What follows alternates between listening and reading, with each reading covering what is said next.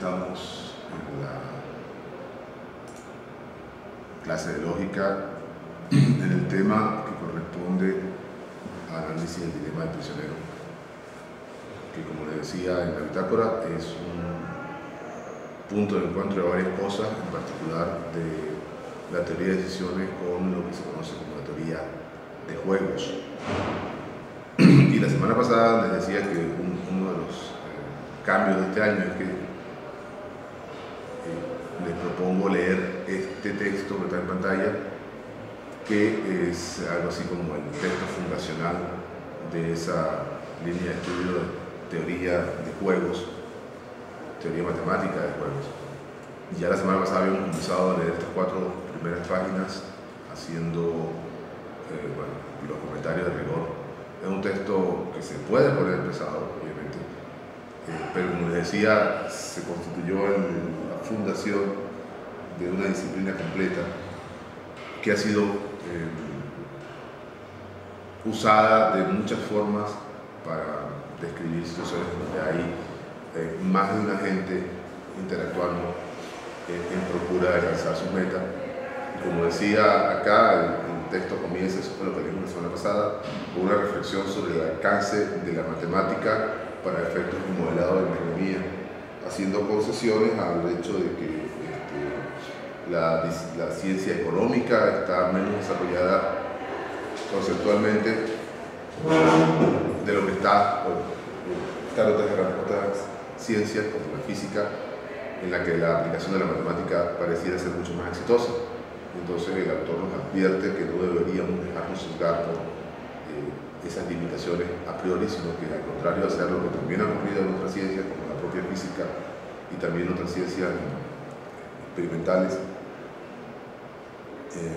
en donde el modelado matemático no necesariamente precede una hipótesis y después verificación experimental, sino que al modelar una postura, formas que son confirmadas, y eso se inicia una serie de iteraciones con las cuales la propia teoría evoluciona. Nos advirtió además acerca de la cuantificación de ciertos conceptos, de ciertas variables que se identifiquen en los modelos económicos, y nos decía en particular que una de esas variables, uno de esos conceptos es el concepto de utilidad, sobre el que se construye este texto. Utilidad, concediendo que hay una manera de medir el beneficio que le produce a un agente hacer algo, el alcanzar cierta meta, y que ese beneficio, postula la teoría, se puede medir asignándole un valor que además se puede combinar a la usanza de las combinaciones que ya entonces eran populares en matemática, de valor esperado, es decir, de tener una medida que combina ese nivel de utilidad, de beneficio o de ganancia, en el caso de los emprendedores, con la incertidumbre asociada a los resultados posibles. No sé si vieron en la bitácora, si ya puedo llegar a la bitácora, yo traté de aclarar cómo se pasaría el escenario más simple, en donde hay un agente sacando las cuentas acerca de si lleva o no el paraguas, que decía que era una especie de juego reducido. Este es el esquema general de los juegos, nada, una especie de plantilla genérica para capturar las reglas que habría que colocarle a una gente para que juegue un juego particular. Fíjense que en la descripción, una de las cosas notables de esta descripción de los agentes es que yo estoy describiendo mis metas y la del otro jugador. De hecho, acá no aparezco yo en ninguna parte, son reglas generales. Si uno juega una cosa, el otro lo juega de otra manera. Lo cual en principio permitiría que la gente razonara acerca de terceros jugando un juego, como ellos lo están jugando. Ahora, lo notable de eso, no sé si se dieron cuenta, es que uno termina con unos planes que contienen acciones que no va a ejecutar el agente, sino otro agente. Es decir, que no son mis acciones, sino más bien yo debo debo esperar que ocurran y en algunos casos procurar que ocurran, es decir, haciendo cosas para hacer que esa gente haga lo otro. Ahí está el verdadero juego. Y lo que hacía es, aquí están las metas de las creencias de la gente que juega con naturaleza acerca de si va a un paraguas. Este juego que decía que era una forma degenerada de juego porque no hay otro agente preocupándose por las metas, aparentemente. El otro agente que le importa la lluvia si no se moja o no. No obstante, pues, como ven, es una matriz igual, una serie de alternativas para cada agente y también una serie de consecuencias, de resultados de haber ejecutado esas acciones en esas combinaciones, ¿no? Y bueno, no sé si lo vieron, porque lo que yo hacía allí es que partiendo de la posición particular de la gente y de estas metas originales, él termina con 4 posibles planes y la manera en cómo escoge cuál va a ejecutar es haciendo un cálculo de utilidad esperada de cada plan. Para hacer el cálculo de utilidad esperada tuvo que esperar a agregar, a completar cada plan con las consecuencias esperadas y sus sugerencias de las acciones que tiene planificadas en cada caso, y por ahí se sacaba utilidad, una para cada uno. ¿Para qué supone eso? Eso supone que la gente tiene primero que puede razonar hacia adelante en el caso puntual, en este caso, porque fíjense que están las acciones, llevo el paraguas, está en el cuerpo de la regla y lo que quiero deducir es cargo del paraguas, y sobre el cargo del paraguas es que hay un costo asociado. De la misma manera, llevo el paraguas es condición para seguir seco, y seguir seco es la que tiene asociado un beneficio, un valor numérico de utilidad. Entonces ese trabajo hay que hacerlo, y no sé si puedan notar que es un trabajo que hay que hacer completamente. Si yo armo mi plan y si quiero hacer un análisis de utilidad correcto, tendría que tener todas las consecuencias calculadas en el sentido de deducidas o inferidas.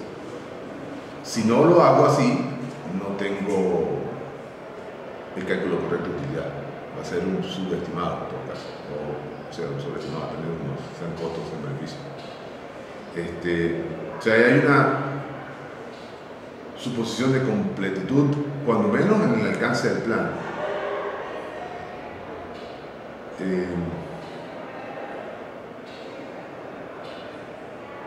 Yo no les he hablado demasiado de eso, debía hacerlo quizás antes.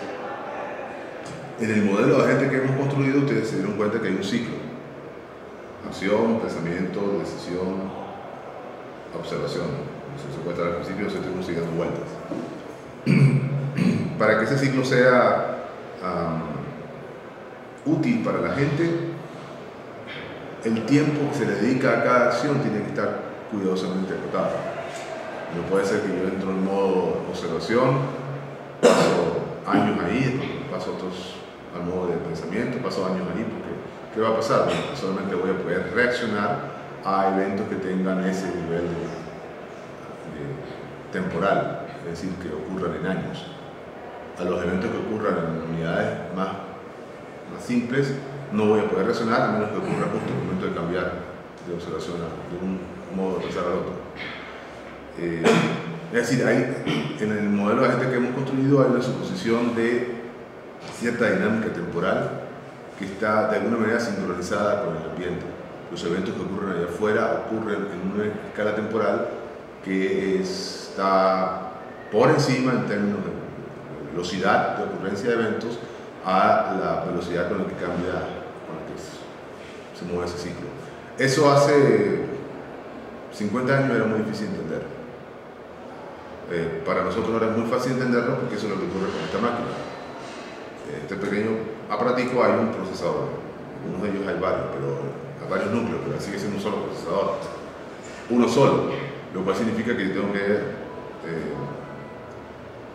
hacer hacer una sola cosa a la vez.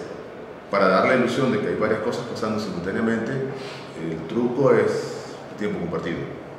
Yo le doy un pedacito de tiempo a cada uno, claro, pero el pedacito de tiempo no puede estar en unidades de minutos, porque yo me daría cuenta.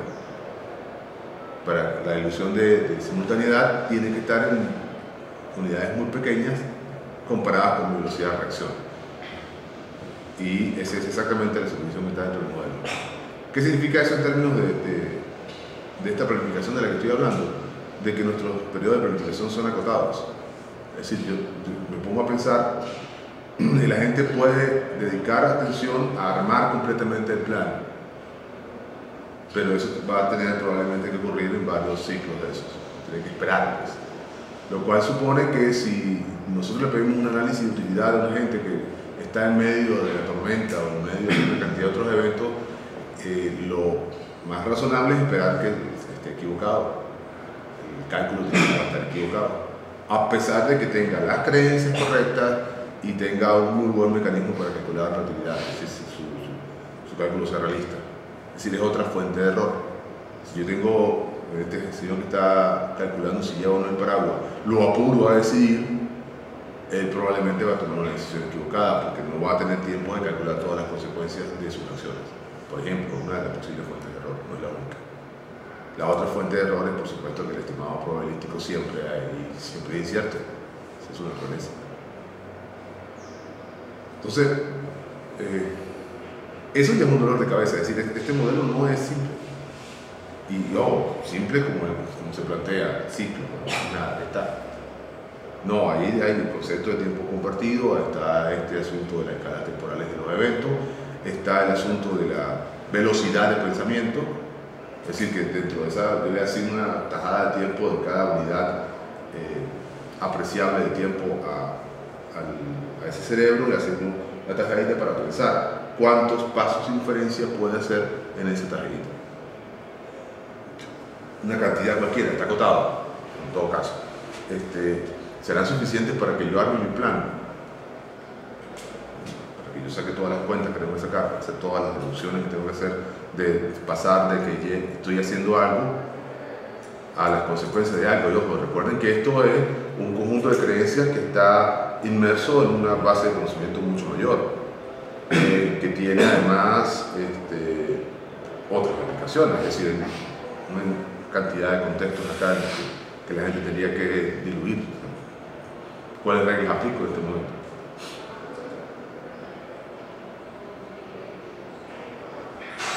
Bueno, ese es el contexto en el que les decía que se está razonando, y lo que se está proponiendo para nosotros a partir de este punto en el curso es cómo se completa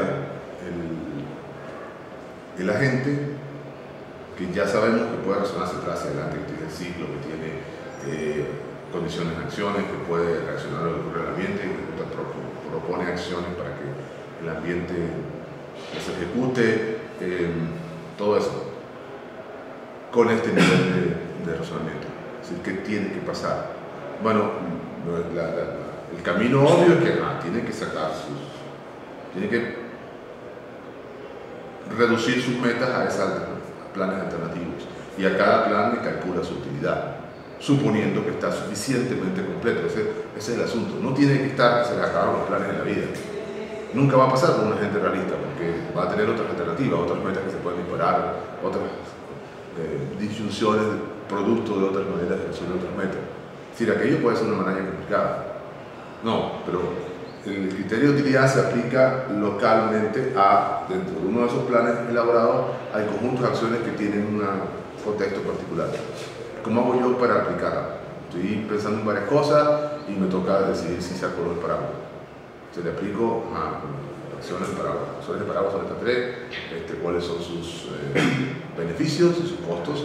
Saco la cuenta, y cuáles son las probabilidades de que esta que no la causo yo, la causa alguien más, tengan o no, ocurran o no. Esa es la dificultad que se nos plantea. Y ahí hay mucho que hacer. Nuestra propuesta en algún punto fue algo así como cablear en el ciclo de la gente en nivel de decisión, usando una base de conocimiento, ya no de conocimiento específico de la gente para cada caso, como el caso de Paragua, sino criterios de más alto nivel, preferencias, es decir, en ese momento todavía hay mucho entusiasmo por el modelado de preferencias entre los agentes. Y lo que se hace para modelar preferencias es que se crea lo que explica el libro, un poco más habla de eso, que es una especie de orden, orden matemático entre las distintas alternativas. O sea, esta acción es preferible a esta es preferible a esta. En algunos casos tenemos transitividad, otras veces no, vamos a ver que no, que una de las cosas de la teoría es que no la supone. Y con ese orden digo, bueno, está bien, me dan dos acciones, ¿dónde está? Esta aquí, esta aquí, esta es preferible a esta, punto. Y tengo varias, ubícalas en esa escala, esta preferible a esta, preferible a esta. La cosa se complica cuando no tengo la escala, un orden parcial. Esta es preferible a esta es preferible a esta, pero entre estas dos no hay relación. ¿Qué hago en ese caso? Bueno, pues a cualquier cosa, si tienes preferencia significa que puedes escoger al azar, cualquiera de los vale. ¿Será así? No sé. El cuento es tener de ese análisis, nivel de decisión que nos va creando alternativas de acción, uno tenga unas reglas que interfieren a ese nivel, es decir, que no es el nivel en el que yo estoy manipulando las acciones como acá, que llevo un niego de Paragua, sino que ya tengo un plan armado, aunque sea parcial, y sobre ese plan razono. Entonces, mis reglas son reglas para, si ustedes quieren escoger entre reglas, son reglas a metanivel. Y eso es algo que me va a tomar un tiempo explicarles, porque quiero mostrarles cómo se hace. No será hoy, pero una vez que hayamos resuelto el problema de los conceptos básicos de teoría de decisiones. Por eso les pedí al final de la bitácora que pensaran, porque esa fue mi propuesta, pero pueden haber otras. Lo que se hace en inteligencia artificial en general se parece a eso, es decir, al crear el orden, pero siempre cuantificando. Mi propuesta era que yo no necesito cuantificar. Por ejemplo, si hay un plan que me conduce hasta grandes cantidades de chocolate, yo lo voy a preferir a cualquier otro. Punto. No necesito cuantificar nada, me gusta el chocolate. Y puedo tener una regla que diga me gusta el chocolate. Entonces, si plan A contiene acción comer chocolate, prefiérelo a cualquier otro. Punto. Y eso resuelve el asunto. Computable fácilmente. Muy grueso, seguro. Puede ser hasta peligroso. Pero funciona. Funciona bien. Y cuadra perfecto. Porque yo estoy pensando, tengo ganas de comer chocolate. Todas las cosas que hay que hacer, hay muchas cosas más importantes que hacer, pero prefiero ese, entonces ese plan de alguna manera queda primero en la cola, en la pila, lo que sea la estructura esa donde tienen que estar nuestras intenciones, las cosas que la gente quiere hacer en ese momento.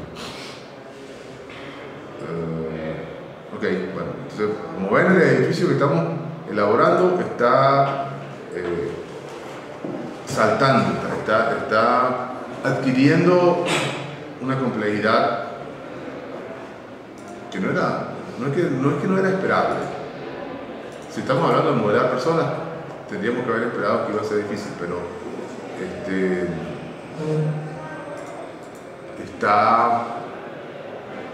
es que sorprende. Una de las cosas que ocurre con todo el trabajo de inteligencia artificial es que sorprende. Uno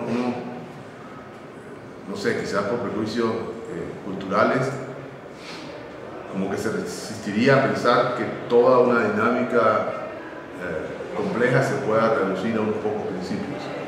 Y nosotros aquí acabamos, no tenemos más de 10 principios.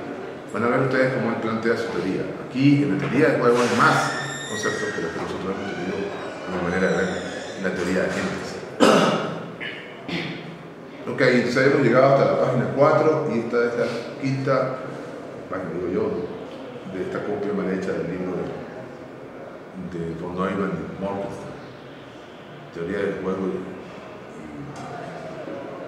más conducta económica. No es modo para que esto se vea bien.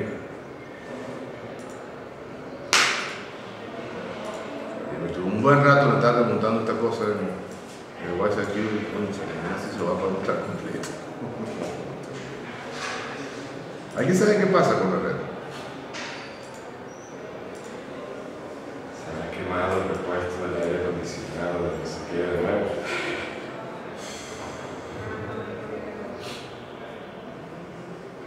No sé.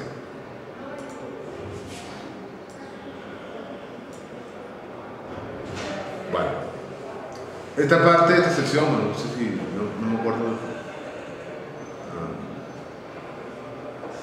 Ajá, aquí estaba hablando de este ciclo que mencionaba hace un momento, que la teoría y la aplicación se corroboran una a otra mutuamente. Más allá de esto, alcanza el campo del verdadero éxito, la genuina predicción usando la teoría.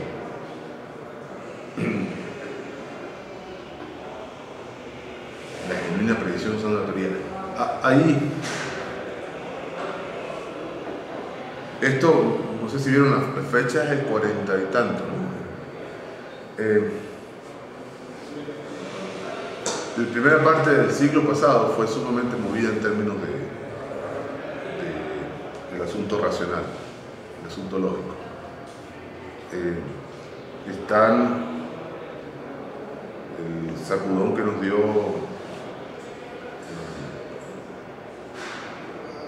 las pruebas de incompletitud, las pruebas de completitud y incompletitud de la lógica para manipular la matemática, con lo cual se derrumba el edificio positivista, pero esas mismas pruebas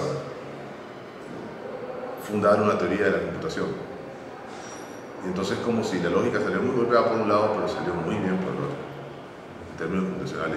Y ojo, aquello, la caída el que alguien diga no se pueden colocar en lógica todas las leyes del universo, comenzando por las matemáticas en particular, fue un derrumbe terrible para un punto de vista que defendía el positivismo. Pues. Pero por otro lado, poder decir, mira, tenemos perfectamente calculados los límites de la computabilidad, pues están perfectamente definidos, no calculados, definidos en términos lógicos. Podemos decir qué tan inteligente puede ser una máquina, que era mentira, pero eso fue lo que se leyó de esos primeros resultados. Bueno, es una maravilla. Y claro, se reivindicó, entre comillas, todo esto, puras impresiones, el cuento de que las personas somos más que las máquinas, porque podemos ir más allá.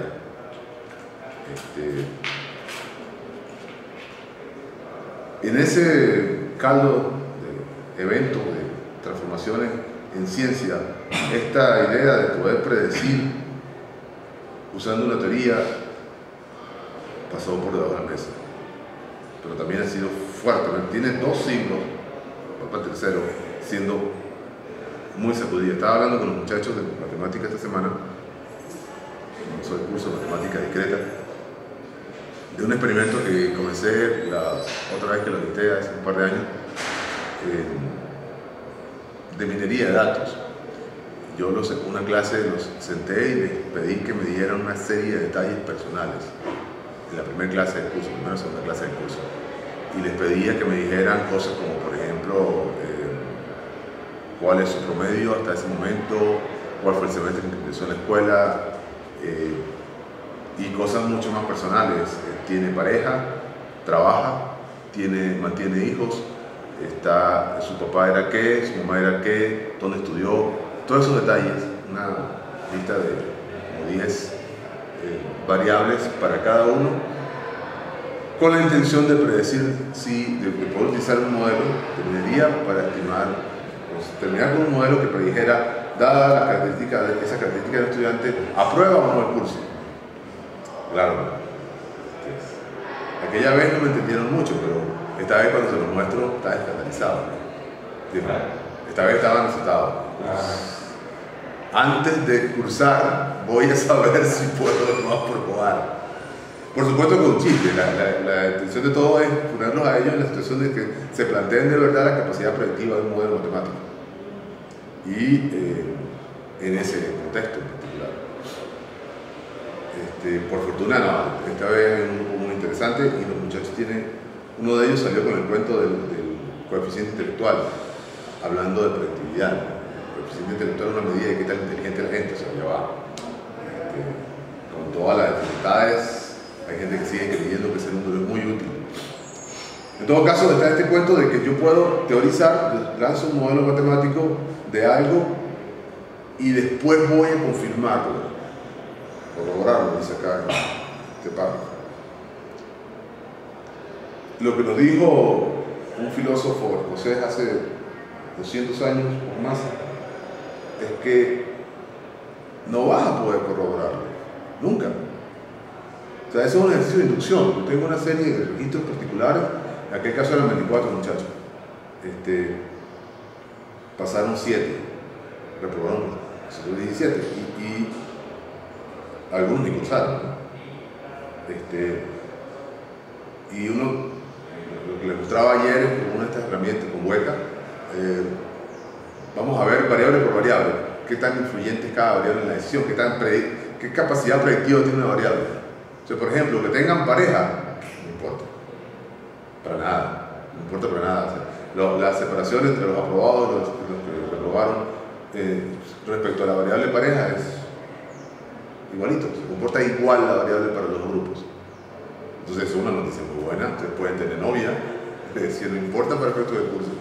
Por otro lado, una buena noticia está escondida detrás de esto de carga de trabajo.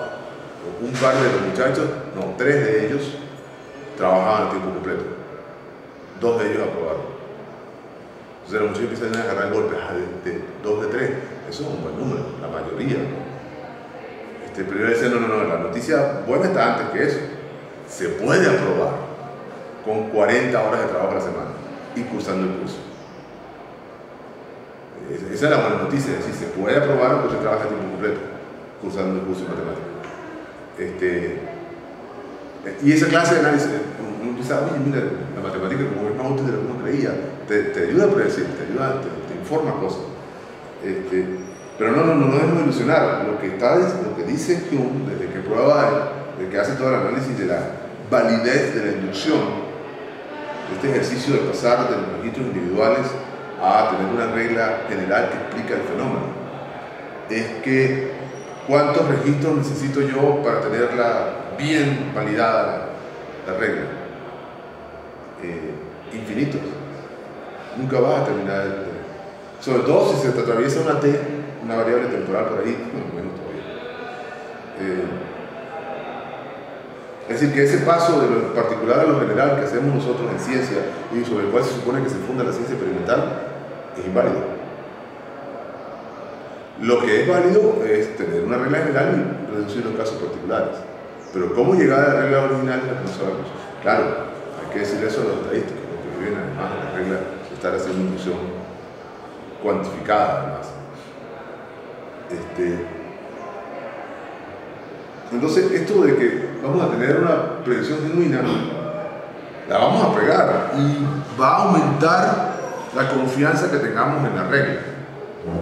Pero decir que esa es la regla que predice la conducta va a seguir siendo muy atrevido. Lo más lejos que se puede llegar a decir, y esta es la solución que le dan los lógicos después de aquella debacle, que por cierto es una solución que tuvo consecuencias políticas, lo que tú sí puedes decir es que esa regla no sirve. Es decir, tú buscas, lo que tenemos que hacer nosotros en ciencia es que alguien propone una hipótesis que explica el fenómeno y muestra cómo sus datos o los datos que ha podido recolectar entre varios confirman la predicción. Pero el trabajo del científico es buscarle la quinta pata al gato, es decir, buscar una instancia del mismo fenómeno que la contradiga. Es decir, que el trabajo científico es en esencia negativo. Y así avanza la ciencia, diciendo por dónde no es. Y eso sí lo voy a decir categóricamente, refutar a la regla, así no es. O sea, ¿qué es lo que hace Einstein respecto a su mecánica relativista, respecto a la mecánica newtoniana? Van a ocurrir ciertos fenómenos que demuestran que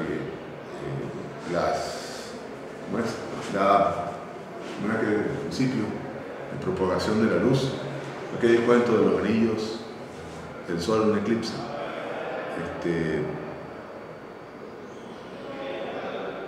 y su modelo fue mejor que el otro, prediciendo el fenómeno. Claro, contradijo el otro, Eso no significa que hayamos sacado a Newton de los libros de historia, prohibamos su lectura, ni nada, al contrario. La mecánica newtoniana sigue siendo la mejor manera de hacer mecánica, a nuestro nivel, a nuestra escala temporal. Pero cuando nos ponemos cosas muy pequeñas, cosas muy grandes, muy distantes, tenemos que admitir que ese modelo está agotado. Así no es. Y eso se supone que ha sido una progreso, claro que ha sido un progreso. Entonces, aquí había que tomar eso en cuenta. Vamos a tener unas teorías que predicen mejor la conducta, para nada diciendo que así es la conducta, simplemente que se la predice mejor. Y tendríamos que tener una comunidad científica buscando qué le falta, qué parte del fenómeno es la que no se entiende todavía. Entonces, es bien sabido, dice, que todas las ciencias matematizadas han pasado por estas fases sucesivas de evolución. Claro, pero es que esa última fase es infinita. Se va a permanecer en ese ciclo hasta que se caiga el paradigma y alguien nos debe estar explicando completamente equivocada toda la economía, como ocurrió con toda la ciencia física. Aun cuando seguimos diciendo, bueno, la contribución de Newton es indiscutible. Claro, esa no fue la única contribución de Newton, ¿no? O sea, nos dejó una herramienta sin la cual Einstein no hubiera podido trabajar, que es el cálculo infinitesimal. Bien, discusión cualitativa del problema de la conducta racional. El problema de la conducta racional. La materia tópico de la economía, de la teoría económica, es el muy complicado mecanismo de precio y producción y de ganancia y gastos de los ingresos. En el curso de desarrollo de la economía se ha encontrado,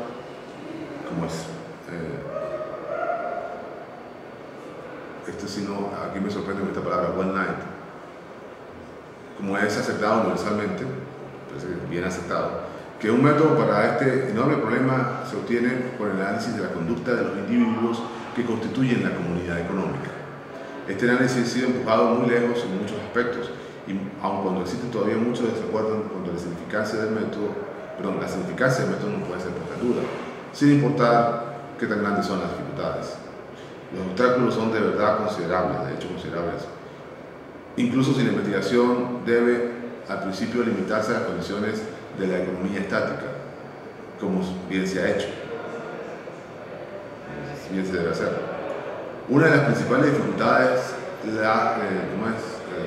recae en el hecho de describir apropiadamente las suposiciones que se han hecho acerca de los motivos de los individuos. Esa es una forma muy elaborada de decir que nos importan las metas de la gente. Son claves. Primer acuerdo entre lo que él dice y lo que nosotros estamos haciendo. A ver.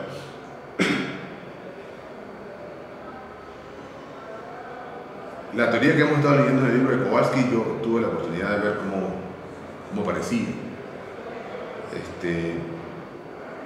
Tengo buenas razones para creer que a Kowalski se le ocurre proponer el modelo lógico de agente en términos de metas y creencias antes de haber leído este libro.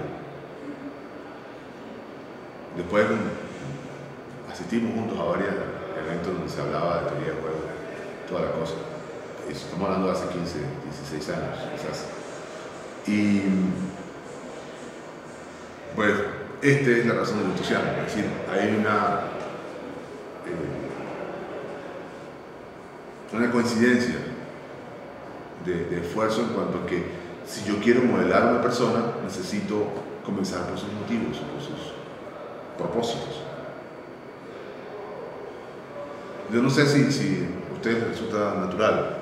Si nosotros, en mi experiencia, hablar de cómo hablamos de los demás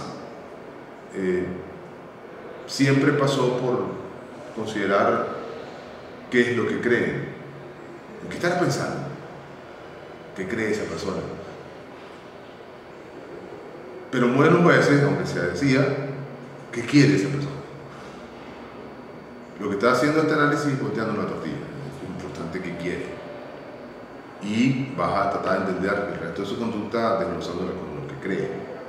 Ambas cosas importantes, por supuesto. Claro, nosotros tampoco hablamos demasiado de los demás, porque hay también el sesgo cultural de que uno no debe hacer eso. Poquito a poco. Parece que no está metiendo en nada. Sabemos muy bien que los más exitosos entre nuestros compañeros de vida por acá cerca son la gente que está muy pendiente de que están haciendo lo demás. Ajá. No estaba pequeño. Este problema ha sido descrito tradicionalmente asumiendo que los deseos del consumidor, que el consumidor desea obtener una utilidad máxima o satisfacción máxima y que el emprendedor desea maximizar su ganancia, una ganancia máxima, o un máximo de la ganancia, para ser literal. Esa es la manera en que se suele manejar en la economía tradicional. Las dificultades prácticas y conceptuales de la noción de utilidad, y particularmente los intentos para describirla como un número, son bien conocidas y su tratamiento está entre los primeros objetivos del trabajo. Vamos, sin embargo, estaremos, sin embargo, forzados a discutirlos en algunos casos, en particular entre el 3 y el 3.5. Debemos decir de inmediato que el punto de vista del presente libro es que esta pregunta tan interesante e importante va a ser principalmente oportunista. Deseamos concentrarnos en un problema que no es la medida de utilidad o de preferencias, y por tanto intentaremos simplificar todas las otras características tanto como sea razonablemente posible. No se va a preocupar por la medida. Lo está diciendo, se va a preocupar por otras cosas. Vamos a asumir, por tanto, que el objetivo de todos los participantes en el sistema económico, consumidores, tanto como emprendedores, es dinero, o equivalentemente una commodity. Eso es un bien. Sí, un bien, pero un bien, commodity es más que bien. Es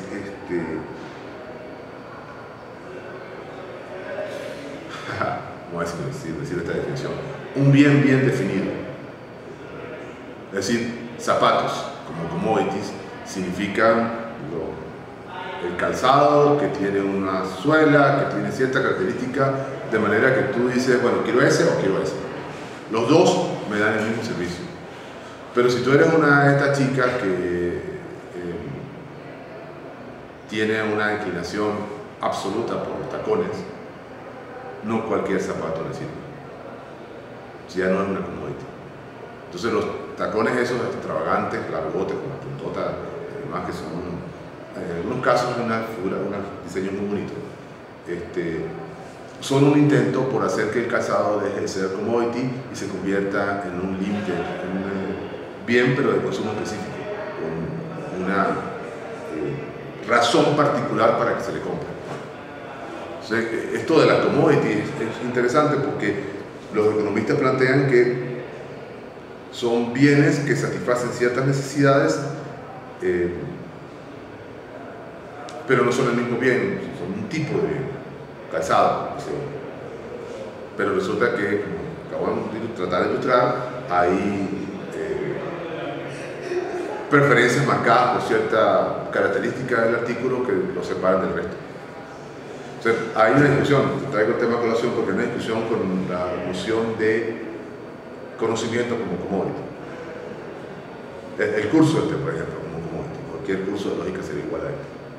Que pueden tomarlo. Si ustedes se plantean la decisión económica de dónde hacer su posgrado, si lo que les interesaba el curso de lógica, se pasaban por todas las alternativas y decían, bueno, en todas partes hay el curso de lógica. Voy a tomar que sea más barato. Más barato que te me dé mayor utilidad, es decir, comparado a beneficios, si todos dan la misma utilidad, pues lo que tengo que hacer es reducir los costos, donde es más barato vivir. Punto. Y esa sería una simplificación del esquema de decisión. Mientras que si usted dice, no, yo quiero aprender de agentes y más nadie en esta parte del mundo está editando ese curso, están fregados, tienen que venir para acá. Entonces, bueno, ahí está la noción de conocimiento como commodity. ¿Será que uno puede estudiar en cualquier universidad o tiene que terminar en otro sitio? Y no te cuento la noción de software como commodity. Esa es más interesante. A mí no me importa el sistema operativo que tenga la máquina, tengo cualquiera. Me interesan son las aplicaciones finales todas se comportan igual, así que... Entonces el sistema operativo es una commodity, cualquiera puede dártelo. Ese es el punto de vista de un montón de gente que está haciendo sistemas operativos que se pueden pasar de máquina en máquina, sin que importe qué hierro sea. Aquí esto está Linux, disfrazado de ancho, debajo, un poco de cosas. Pero el núcleo es Linux. Se pareciera que ya hayamos identificado que lo que necesito en el núcleo de un sistema operativo está perfectamente bien entendido. Los únicos que no han entendido son la gente de Microsoft, que sigue sacando de ellos. Lo demás todos entendimos que tiene que ser un núcleo. Entonces ya es un problema resuelto. Seguimos gente que lo está manteniendo, corrigiendo, etc. Gente que sigue viviendo de eso, pero ya no, dice la teoría, habría mayores razones para suponer que hay una cosa extravagante que va a obligar a la gente a usar el de él. A menos, claro, que tú lo vendas cerrado y que nadie sepa cómo se hace. Es otra posibilidad.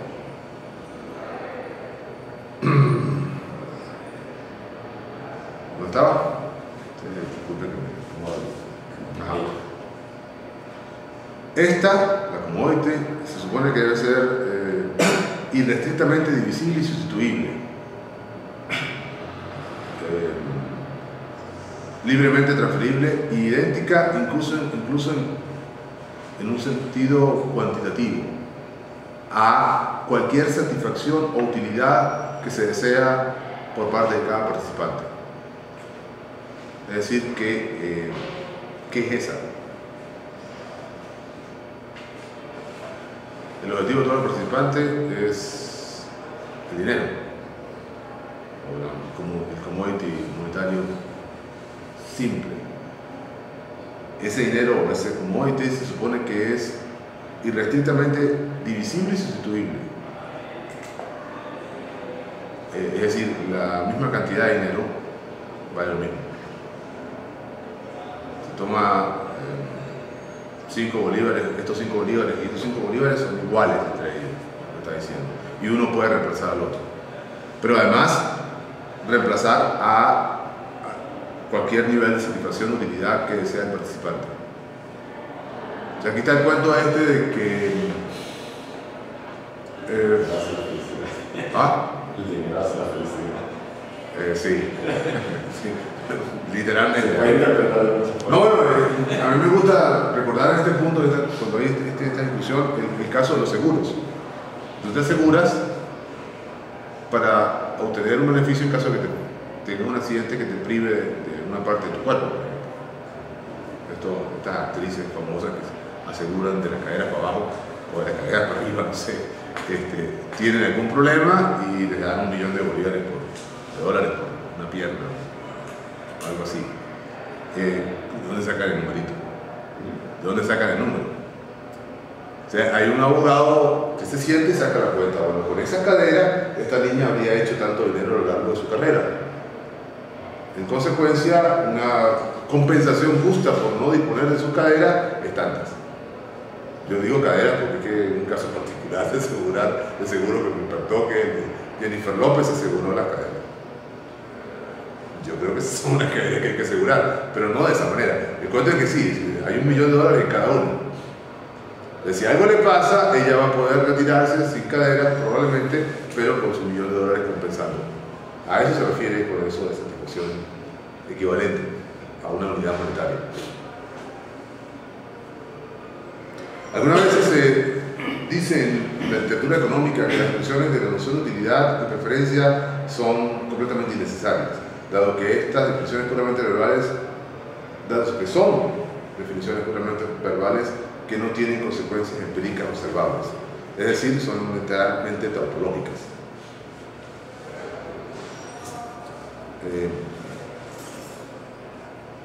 Tautológica es un adjetivo que se usa en lógica para referirse a una afirmación que no puede ser falsa. Siempre es verdad. En cualquier interpretación, no importa cómo se lea, es verdad. Acusar algo de tautológico es decirle no estás agregando nada. Ojo, hay unas tautologías realmente muy útiles para poder seguir pensando, ¿no? Sirven de puente. De hecho, cuando uno está razonando, mete las reglas dentro de la gente y supone que la regla es verdad, está suponiendo que la regla es una tautología. Yo les di a ustedes el ejemplo de...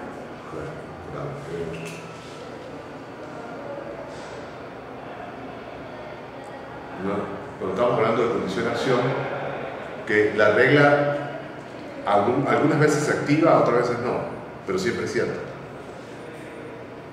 Entonces, si yo tengo, si hay emergencia, entonces pulso el botón.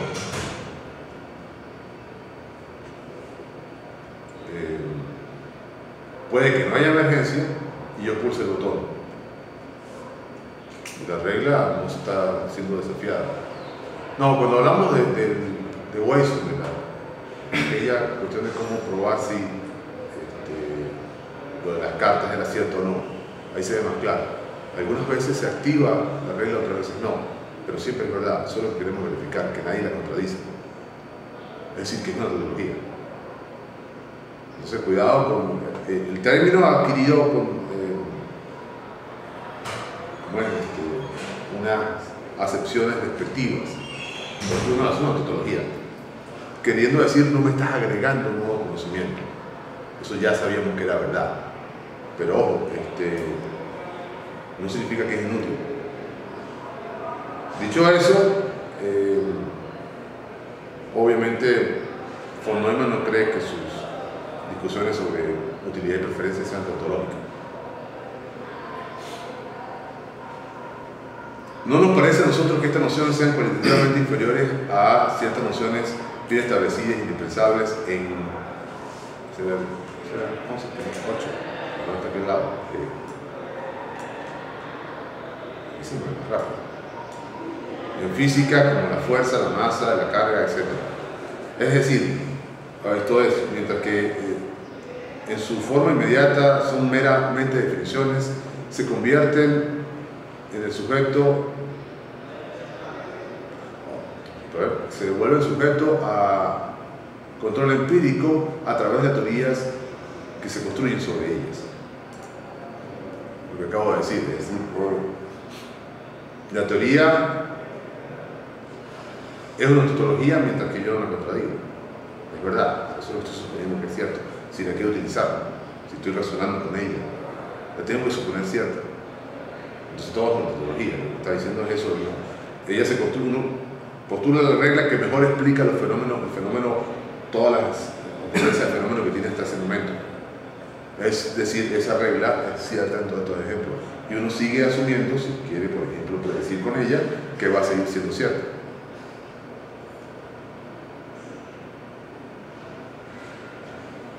O sea, así la noción de utilidad se levanta sobre el estatus de una tautología debido o gracias a esa teoría económica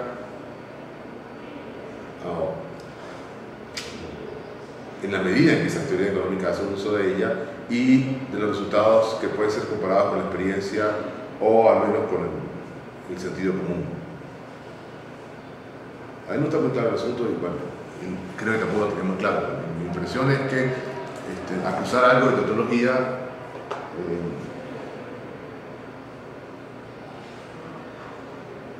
es acusar lo que es poco interesante y está sujeto al punto de vista de lo que está haciendo. Y claro, si es el núcleo de una teoría, no puede ser poco interesante. El 2.1.2. Los individuos que intentan obtener estos respectivos máximos también se dice que actúan racionalmente. O sea, que estamos definiendo qué es racionalidad, la procura del máximo, de la máxima utilidad. Pero también se puede establecer, con seguridad que existen en este momento que no existe en este momento ningún tratamiento satisfactorio de la cuestión de la conducta racional. Esto también fue antes de los trabajos de Simon y Newell acerca de justamente la racionalidad acotada, que son el punto de arranque de todos estos trabajos de inteligencia artificial de hacer modelos de los humanos, o sea, de los agentes inteligentes, que den cuenta de que no son tan inteligentes, que den cuenta de que hay unas limitaciones racionales. esa situación científica, procurar un modelo que explique, pero que no explique demasiado, así que no esté lo que hacía la lógica tradicional. El dolor de cabeza de los lógicos es que el modelo que tenían hasta finales del siglo, a principios del siglo pasado, de cómo se comportan los demás, es una descripción de las reglas de Aristóteles, básicamente, de que nosotros razonamos correctamente de esta manera. Pero ese razonamiento está sujeto a cuánto conocimiento tienes y a cuánto tiempo tienes para razonar. Eso no lo consideraban antes. Cuando aparece esta cosa, el computador, oye, mira, puede hacer el razonamiento, pero se le acaba la memoria, se le acaba el tiempo, o cae en un loop y queda atrapada allí y no sale nunca de allí. Capaz que nosotros tenemos las mismas limitaciones. Y comienza todo un trabajo a tratar cuáles son esas limitaciones.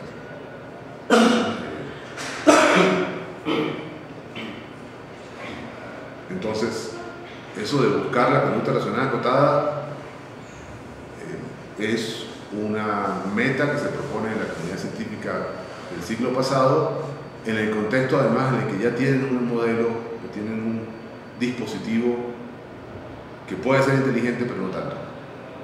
Su racionalidad está acotada. Entonces es como si, ¿cómo es? Es como si buscáramos explicar lo que tenemos al frente. Esta es ligeramente diferente a eso de seguir elucubrando sobre algo que no podemos ver. Entonces, bueno, continúo.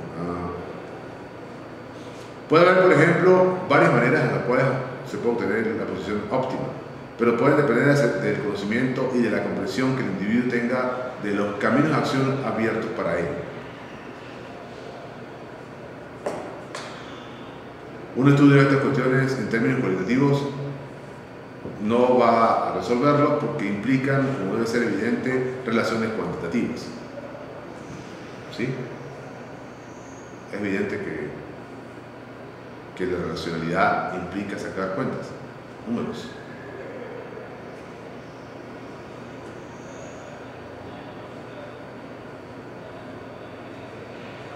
Hay varias maneras de obtener la posición óptima, llegar al óptimo, la utilidad máxima, por ejemplo. Que yo llegue a ella depende de lo que sepa y de cómo que entienda el problema. Esa discusión, dice él, no se puede hacer en términos cualitativos únicamente porque, como debe ser evidente, implica relaciones cuantitativas. Claro, si te va a medir la utilidad en términos de dinero, pues no me vale que saque la cuenta. Pero si no, si a mí me gusta el chocolate, no importa cuánto cueste, mi máxima utilidad viene de comer chocolate. Necesito un chocolate antes de las 9:30. ¿Cuál es la cuenta? Bueno, me queda sin media hora.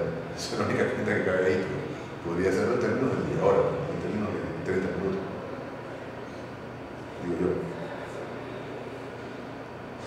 O sea, a mí no me parece obvio. A menos claro que se asume que la utilidad es cuantificable. Y tiene que ser cuantificable. Sería, por tanto, necesario formularlos en términos cuantitativos, de manera que los elementos de una definición cuantitativa sean tomados en consideración. Esta es una tarea excesivamente difícil y podemos decir con seguridad que no ha sido realizada en la literatura extendida acerca del tópico, es decir, que en ese momento estaba fuera del estado del arte. Tuvieron chance de revisar algo. Luciana muy gentilmente consiguió un artículo review en una revista española de investigación de operaciones en matemáticas, está en español. Lo había cargado en el WiseIQ, pero pensé que esta cosa se había sincronizado, lo tenía en mi directorio, pero no tengo que ir a buscarlo ahora. Está breve, yo no terminé de leerlo, está breve y en español, así que se lee rápido. Se lo voy a enviar para que lo... No, ella lo envió a la lista. Sí, lo envió, lo envió. Está en todo. Ajá. La razón clave para esto, para eso de la seguridad, descansa sin duda en la falla de desarrollar, tiene que ver, quiero decir, sin duda en la falla de desarrollar y aplicar métodos matemáticos apropiados al problema. Esto habría revelado que el problema de maximización, que se supone que corresponde a la noción de racionalidad, no es para nada formulado, no ha sido o no está para nada formulado de una forma no ambigua. De hecho, un análisis más exhaustivo que se va a dar en 4.3 y 4.5 revela que las relaciones significativas son mucho más complicadas que el uso filosófico y popular de la palabra racional indica. Una descripción preliminar cuantitativa valiosa de la conducta de los individuos fue ofrecida por la escuela austríaca, particularmente al analizar la economía del Robinson Crusoe aislado. Ya habíamos hablado de Robinson Crusoe, todo el mundo sabe quién es.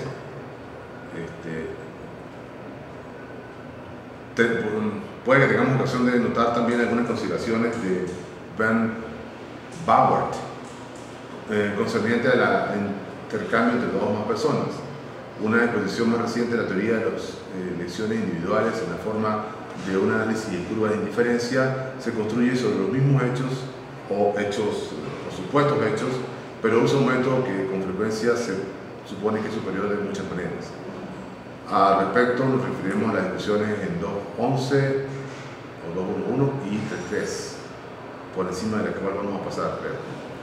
Eso de las curvas de indiferencia, van a ver de qué se trata.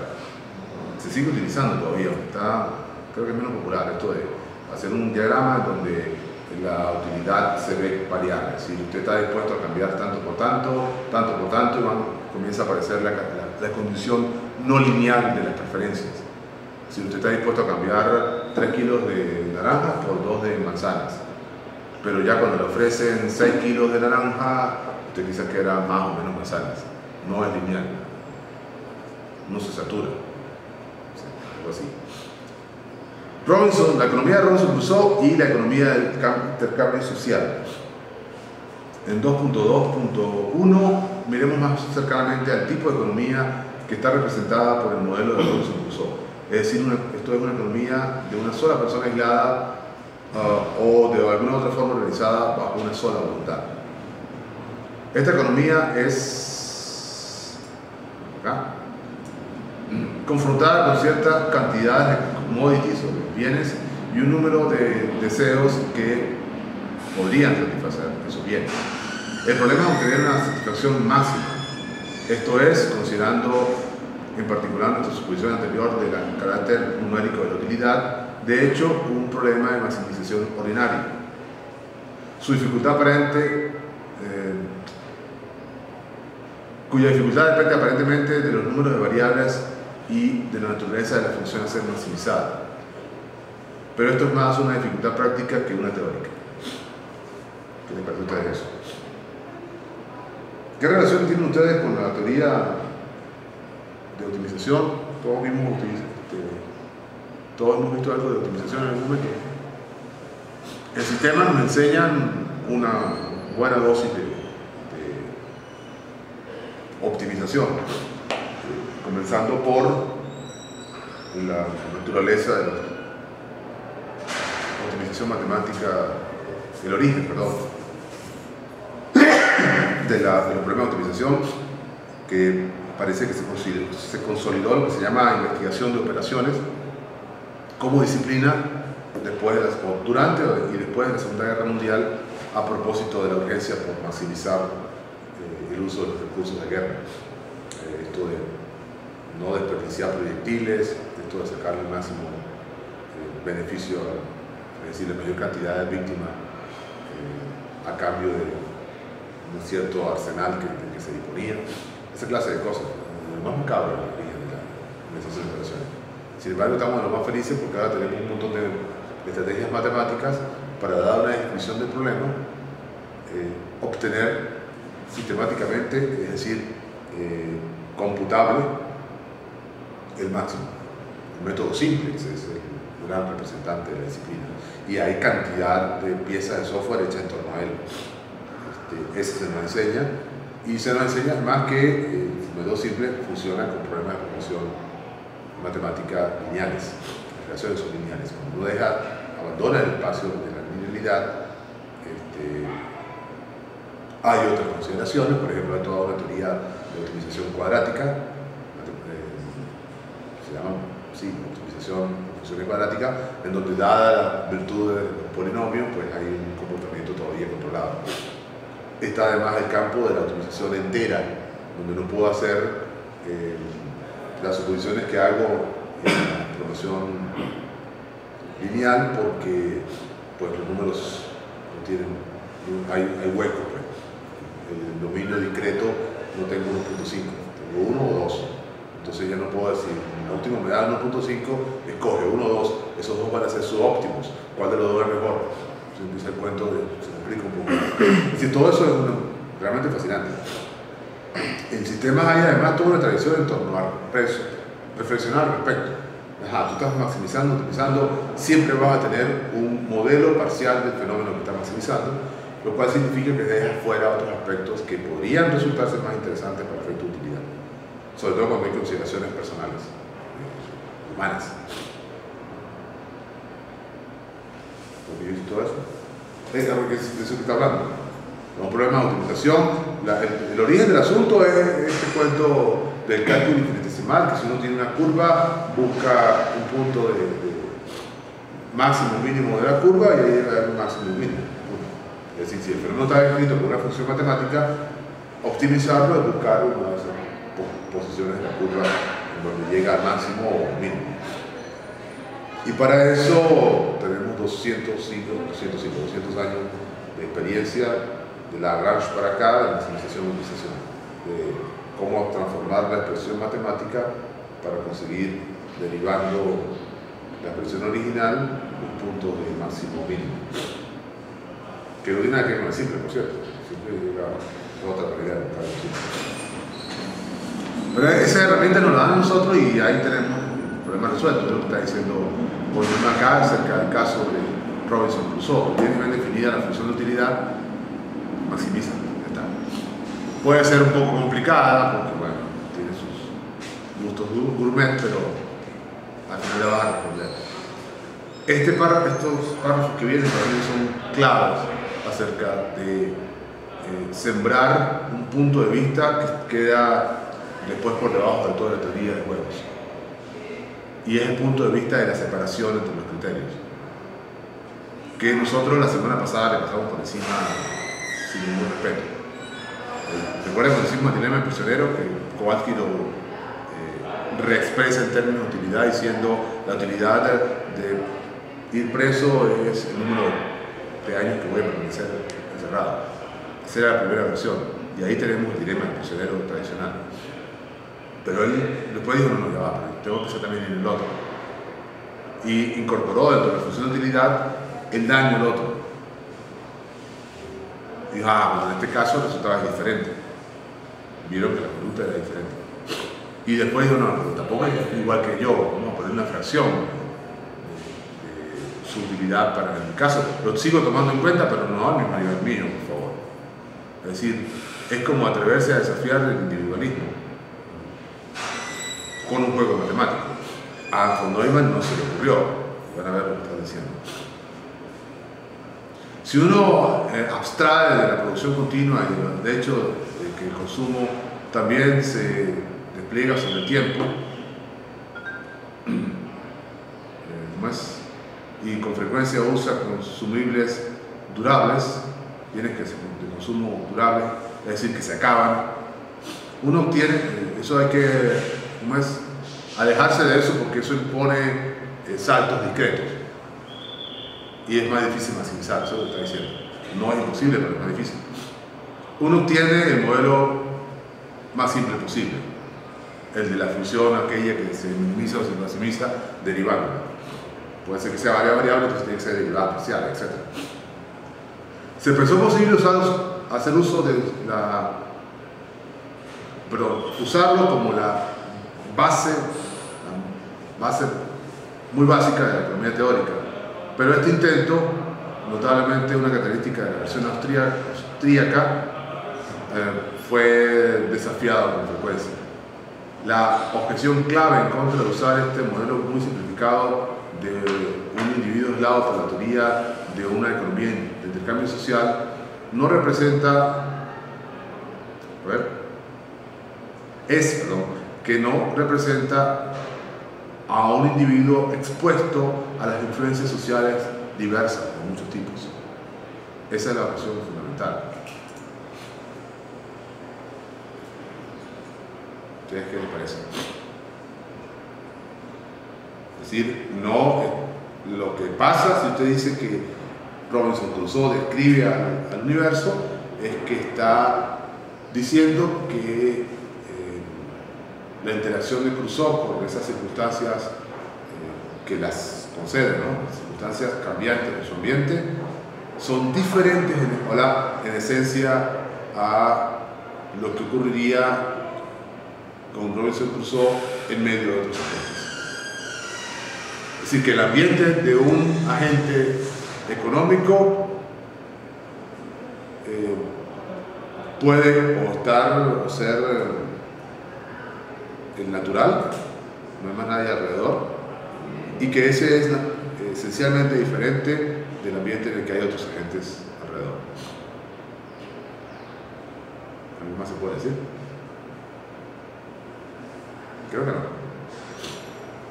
De aquí se dice que para analizar un individuo que podría comportarse de forma diferente si sus decisiones fueran hechas en un mundo social donde estaría expuesto a factores de imitación, propaganda, costumbre y cosas así. Estos factores ciertamente hacen una gran diferencia, pero debe cuestionarse, debe preguntarse si esos cambios, si esos factores cambian las propiedades formales del proceso de maximización. De hecho, lo último nunca ha sido implicado, y de lo que estamos interesados con este problema solamente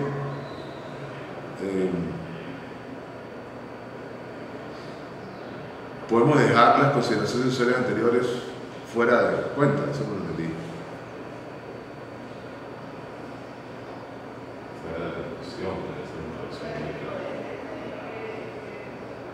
Al contrario, debería, como el último no ha sido tomado en cuenta, si esas propiedades, si esas otras cosas, imitaciones de publicidad, costumbre y otras cosas afectan las decisiones del agente social. Estos factores ciertamente hacen una gran diferencia.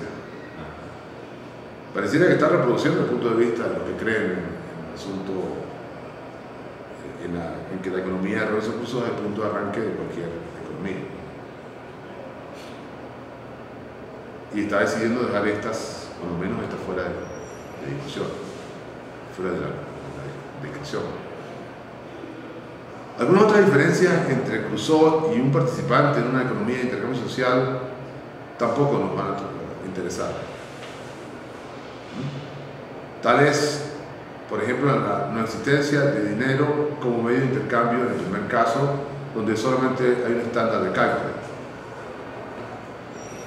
para cuyo propósito cualquier commodity puede servir. Esta dificultad, de hecho, ha sido explorada, ha sido resuelta. Esto es conectada con la plomería, ¿no? Ha sido descartada, se podría decir. Asumiendo, como hicimos en 2.1.2, una noción monetaria, una noción cuantitativa, incluso monetaria de utilidad. Lo que hacemos con esa noción es que resolvemos este problema de que haya una unidad de medida. Claro. Enfatizamos de nuevo, nuestro interés yace en el hecho de que incluso después de todas estas dramáticas simplificaciones, Crusoe se confronta con un problema formal bastante diferente del que enfrenta un participante en una economía social. Es decir, no importa ni la imitación, ni la publicidad, ni las costumbres, nada se va a tomar en cuenta, y tampoco se va a tomar en cuenta, nos vamos a preocupar por estas cuestiones de cómo se mide el beneficio. Todo eso está simplificado en los términos. Aún así, Crusoe tiene un problema diferente a nosotros. 2.2.2. Al uso se le da cierta data física, los deseos y los bienes, y su tarea es combinarlos y aplicarlos de tal forma que obtenga una satisfacción resultante máxima. No puede haber duda de que controla exclusivamente todas las variables sobre las que depende o de las que depende su resultado. Digamos, la asignación de los recursos, la determinación del uso que le da al mismo bien para diferentes deseos, etc. Y aquí viene un pie de página que no puedo saltar. Me salté el 1, ¿no? Ustedes lo verán después.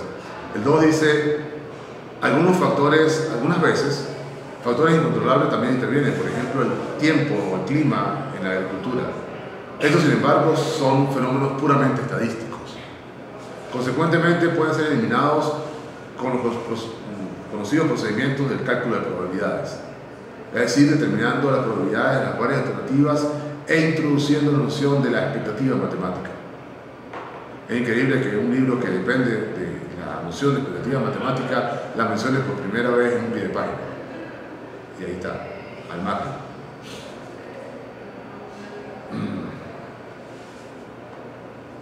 Vea, sin embargo, el CCF es referirse, sin embargo, la influencia de la noción de utilidad discutida en 3.3, que la vamos a ver nosotros más adelante. ¿Qué hay detrás de esto? Ahí hay una lectura adicional que es importante. Está diciendo que la conducta de los otros agentes no se puede tratar como un fenómeno puramente estadístico. Está diciendo, si hay clima, chévere. Si es Papá Dios, lo resolvemos con las probabilidades. Pero si es otra persona, ahí sí no. ¿Qué tal? Detrás de eso está la motivación. La motivación que va a tener la gente lo va a forzar un comportamiento que no es necesariamente analizable desde el punto de vista de la probabilidad.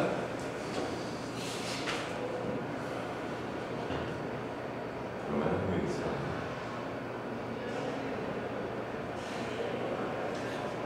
La diferencia entre el modelo de sacar el paraguas y el modelo del dilema perseverante. Son el mismo cuadrito, 2 acciones para cada uno, 4 posibles escenarios resultantes, porque cada escenario tiene resultados diferentes, ¿no? Seco, lleva paraguas, no lleva paraguas, en algunos casos incluso sin cargar el paraguas sigo seco, como llueve. El dilema del prisionero tiene numeritos incluso asignados a cada resultado, cantidad de tiempo en la cárcel para cada uno. Este lo reduce a probabilidades, el otro no. No, el otro sí, ¿qué probabilidad de que Kiss confiese? ¿No? Ese era el cuento. Si tú conoces al tipo y has pasado tiempo con él, lo has visto en condiciones diversas, vas a poder resolver el dilema de saber si su probabilidad de que confiese es mayor o menor que 0.5, que era el punto de inflexión aquel que decía en el segundo modelo. Y con eso es suficiente. ¿Ya se dan cuenta que esto hay que revisarlo? Este señor creía que no. La postura de lo que presenté la semana pasada de Kowalski, que no, eso no es original, varios otros lo han tomado en cuenta. Hay uno que me encanta, no sé si lo mencioné antes, Dawkins, lo mencioné, ¿verdad? El gen egoísta. El libro del gen egoísta. En el libro del gen egoísta hacen un cálculo similar, porque una de las hipótesis del texto, que ha sido mal entendida de muchas maneras, es que nosotros no somos esa motivación nuestra, la fundamental que constituye el empuje básico de la vida animal, de cualquier vida, pero de la vida animal en particular, es la defensa de la especie, que son nuestros genes lo que dictan nuestra conducta, lo cual explica un montón de cosas, aparentemente, particularmente la conducta irracional que desplegamos nosotros frente a los objetivos sexuales. Estoy hablando de los propósitos sexuales, no de los objetos sexuales. Entonces decía, por ejemplo, por qué las ciertas comunidades masivas en el reino animal se comportan tan eficientemente como colectivo. ¿Por qué, por ejemplo, la obrera La hormiga obrera está dispuesta a que le corten la cabeza por su reino. Lo mismo la abeja, lo mismo la avispa, lo mismo varias de esas agrupaciones de insectos que son agentes, maldice la teoría, muy elementales. Tienen poco cerebro, aparentemente. Ciertamente es pequeñito el cerebro. Y lo que explica Dawkins es que porque son hermanas. Todas las hormigas en una colonia son hermanas, son hijas de la misma reina. Todas las hormigas, todas las abejas en una colonia son hijas de la misma reina. Surge otra reina, búscate tu colonia, vete con tu gente. Y se lleva algunas hermanas para que se haga el sexo. Entonces están dispuestas a morir por sus genes, no por su reino, sino por su especie. Entonces sacan unas cuentas ahí de por cuánto estaríamos nosotros dispuestos a morir los humanos. Somos ligeramente menos gregarios que las abejas. Entonces hay por ahí de que tú estarías dispuesto a suicidarte por 3.5 de un primo o algo así. Pero más allá no. O sea, si que está muriendo no tiene nada que ver contigo que se muera. Esa es la clase de cuenta que está sacando. Es decir, esa cuenta de ese factor de cuánto nos interesa el beneficio del otro en términos cuantitativos. Que a mí me sigue pareciendo un chiste, espero que me ría. Así que Clouseau se enfrenta a un problema de maximización ordinario, cuyas dificultades son puramente, eso lo he dicho, ¿no? Sí.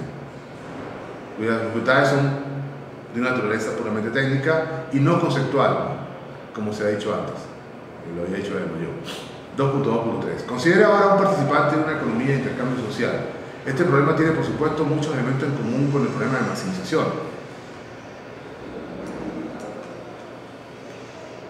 Pero también contiene algunos elementos muy esenciales de un problema de naturaleza completamente diferente. Clouseau también trata, el participante en una economía de intercambio social también trata de obtener un resultado óptimo. Pero con el fin de hacer esto debe entrar en relación de intercambio con otros. Si dos o más personas intercambian bienes con otros, entre ellos, entonces el resultado para cada uno dependerá en general no meramente de sus propias acciones, sino de las otras, sino de aquellas acciones del otro también. Así que cada participante intenta maximizar una función, su resultado mencionado antes, en la cual no controla todas las variables. Esto ciertamente no es un problema de maximización, sino una mezcla peculiar y desconcertante de varios problemas de maximización que tienen conflictos entre ellos. Cada participante está guiado por otro principio y ninguno determina todas las variables que afectan sus intereses. Este tipo de problema no está resuelto en la matemática clásica. Enfatizamos esto al riesgo de ser pedantes, que este no es un problema de maximización condicional, ni es un problema de cálculo de variaciones o análisis funcional, etcétera, que son las variantes que se estudiaban entonces en los problemas de maximización. Surge con toda claridad incluso en las situaciones más elementales, entre comillas. Es decir, por ejemplo, cuando todas las variables se asumen solamente, o pueden ser solamente valores finitos, o un número finito de valores. Una expresión particularmente impactante de la incomprensión popular de este pseudoproblema de maximización es la declaración famosa de acuerdo a la cual el propósito del esfuerzo social es el máximo bien posible para la mayor cantidad de personas. Pareciera haber estado contradiciendo a Simón Bolívar, ¿no? La máxima suma de felicidad posible.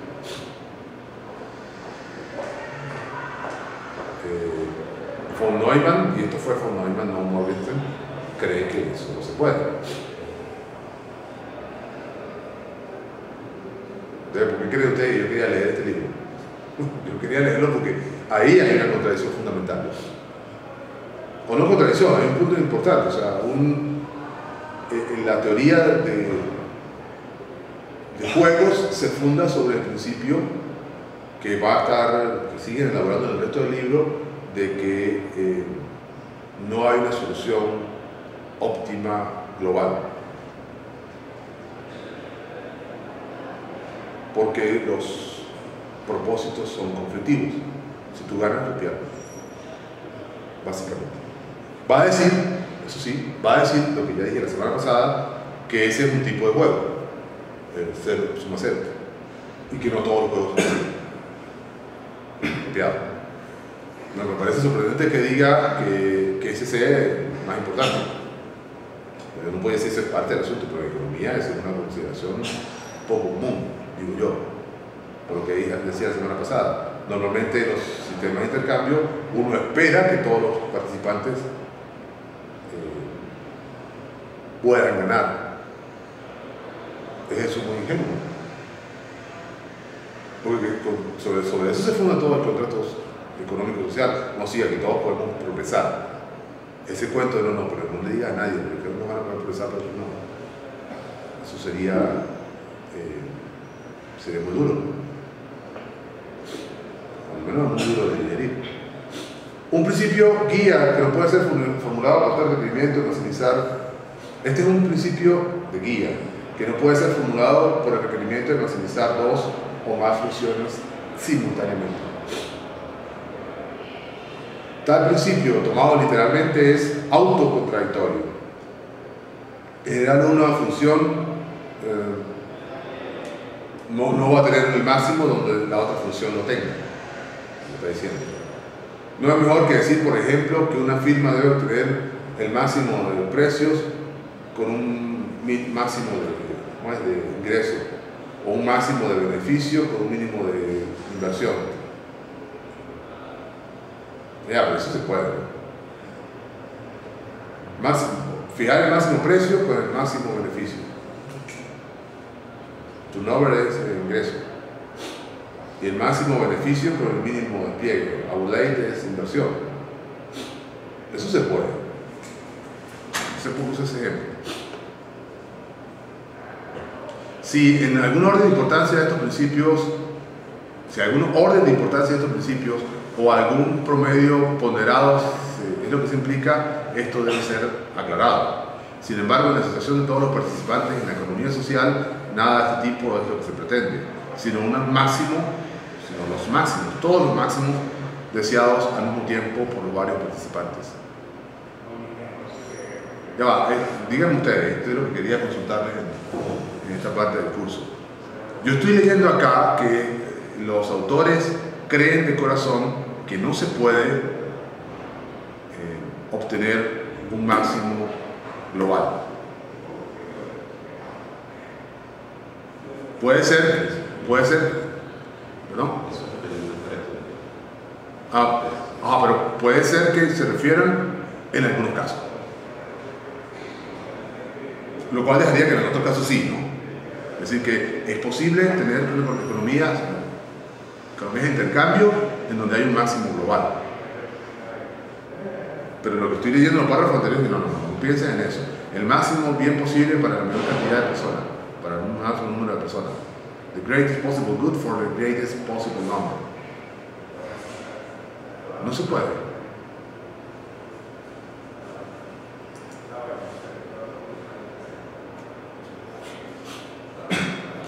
¿Vamos ahí? Por ejemplo, el análisis que hace entendí bien, ¿no? Porque se me puede escapar de la traducción, ¿no? Una firma puede obtener los máximos precios, con los máximos ingresos.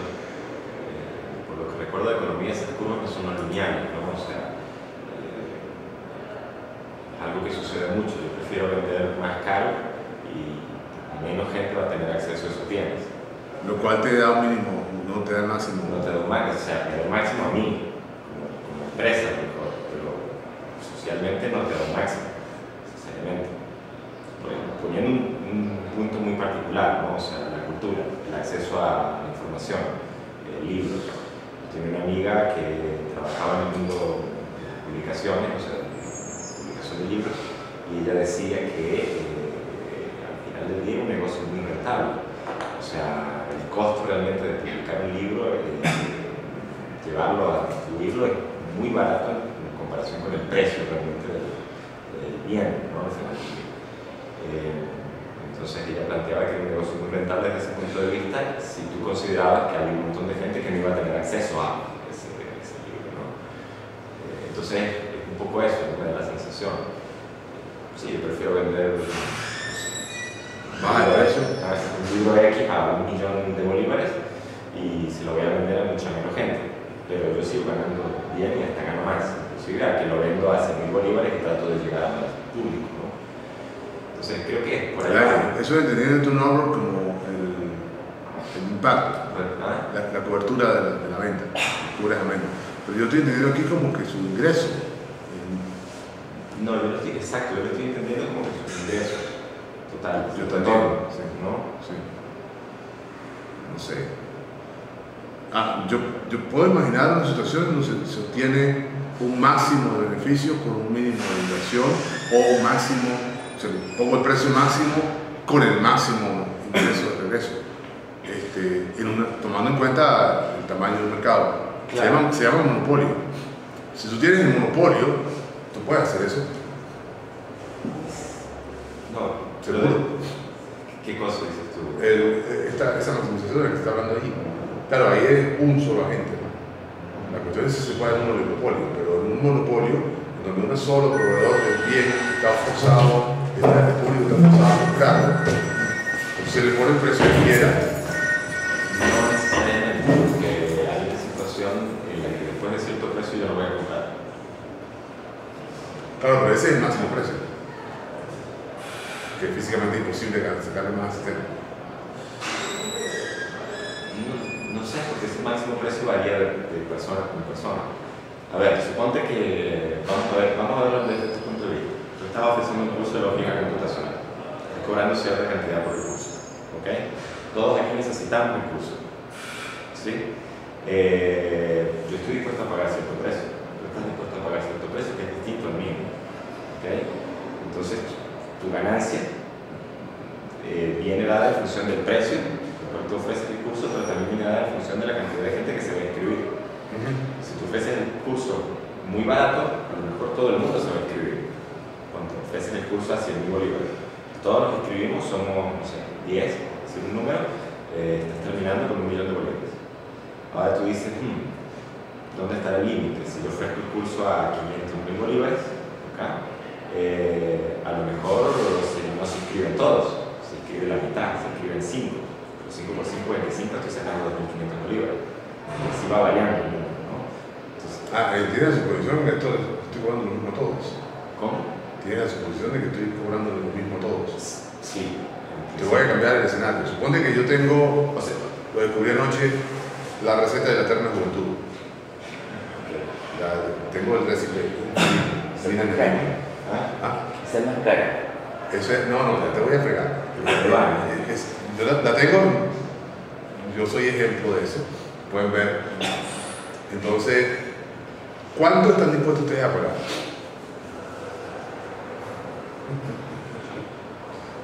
¿Quién quiere vivir para siempre?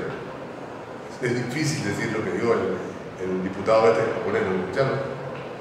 El maestro japonés, se volvió loco, uno de los parlamentarios japoneses, que además es viceministro de algo, del gobierno, vicepresidente, algo así.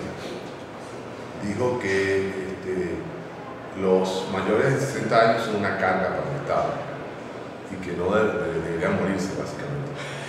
Él tiene 72, Él tiene 72. Y que había dejado una carta expresa, un poema, para sus familiares de que no quieren ninguna clase de asistencia para mantenerlo vivo en caso de que caiga en la cama. O sea, está diciendo, lo que pasa es que un tercio de la población japonesa tiene más de 60 años. De la carga fiscal es enorme, pero bueno, yo lo tengo resuelto, entonces yo he decidido, bueno, no, hagan una vaca.